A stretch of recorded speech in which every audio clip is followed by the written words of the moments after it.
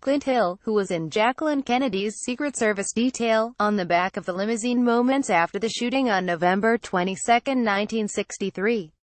Ike AltgensAssociated Press WASHINGTON. It was just before noon, in the last hours of a half-century wait for government documents about the assassination of John F. Kennedy, that the octogenarian Secret Service retiree shuffled into his first TMZ moment. A lot of people always have these different conspiracy theories. A cameraman for TMZ, the gossip site, began ambushing the former agent, Clint Hill, outside his hotel here on Thursday. Do you sometimes hear it and wonder it yourself, Mr.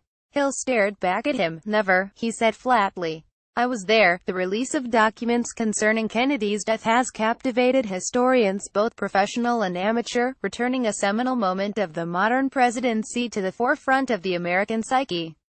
Purveyors of conspiracy have long awaited the documents, eager to find in the many cracks in the authorities' official account from Dallas. For Mr. Hill, 85, there has been no mystery. There is, instead, a final reckoning, 54 years on.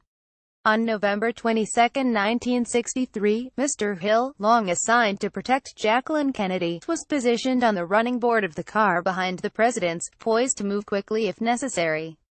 As the vehicles rolled, Mr. Hill heard an explosion from his right.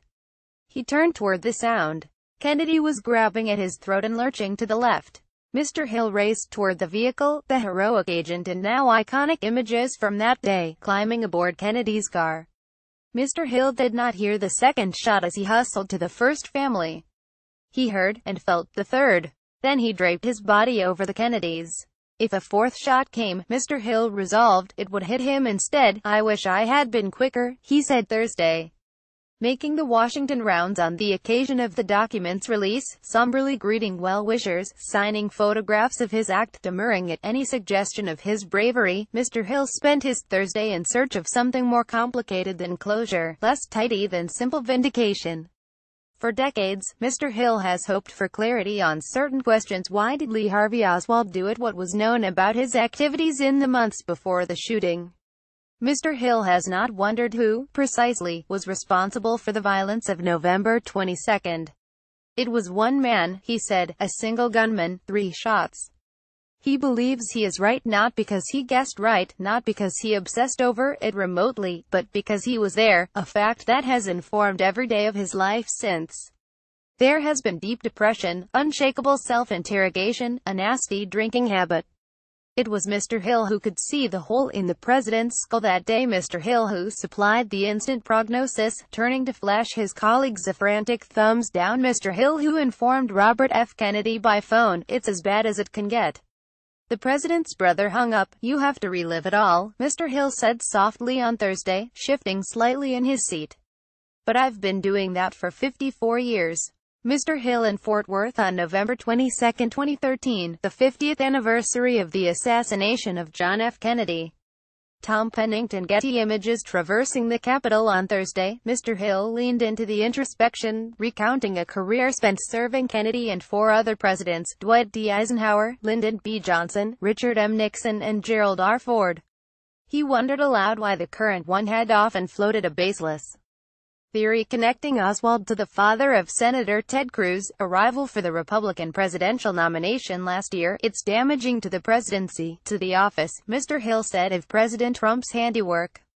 He held forth on Caroline Kennedy's smart girl, I guess I should say lady now, Poland spring water. Eisenhower's water we used to carry that in. Roger J. Stone Jr., the longtime conspiracy monger and informal advisor to Mr. Trump, whose name was invoked on cable television before Mr. Hill was scheduled to appear on Thursday morning, turn to your left, he told a seatmate in the MSNBC waiting area, apparently willing to offer a candid assessment of Mr. Stone only if cameras could not decipher any eye contact.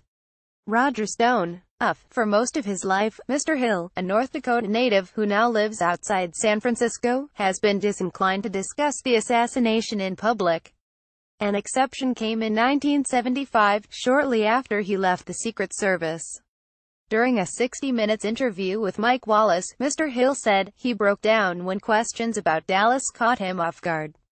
The next several years were spent largely confined to his basement, he said, sequestered from loved ones and drinking heavily. In the early 1980s, a friend convinced him his choice was clear: change or die. He cleaned up. By 1990, while in Texas for a conference, Mr. Hill steeled himself to return for the first time to the site of the assassination. He ventured to the 6th floor of the Texas School Book Depository, where Oswald aimed his rifle at the president, according to the Warren Commission. "I checked everything," Mr. Hill said. Angles. "What was the weather like that day? Where exactly was the shooter? Where were we? Everything. And I finally came away knowing that I had done everything I could." Guilt and shame persisted, he said, trailing him into old age. In 2009, a friend and former agent asked for his assistance on a book. Talking helped, Mr. Hill found. He decided to do more of it. His own book followed, a tribute to the woman he protected, titled Mrs. Kennedy and Me, written with Lisa McCubbin. They have since written 2 more books about Mr. Hill's career. "Very cathartic," he said. By now, Mr. Hill said, the conspiracy theories are little bother, even if he doubts that the document disclosure will discourage them much. On one count, though, Mr. Hill has remained vigilant in defense of his president. "One last thing," the TMZ emissary shouted as Mr. Hill returned to his hotel. "Marilyn Monroe Mr. Hill cut him off. "That's a fallacy," he said. "Never saw her. And I was there a lot." He ended the interview, stepping toward the hotel entrance, then turning back to ensure he had dispatched the only cameraman. The doors closed, and Mr. Hill appeared relieved.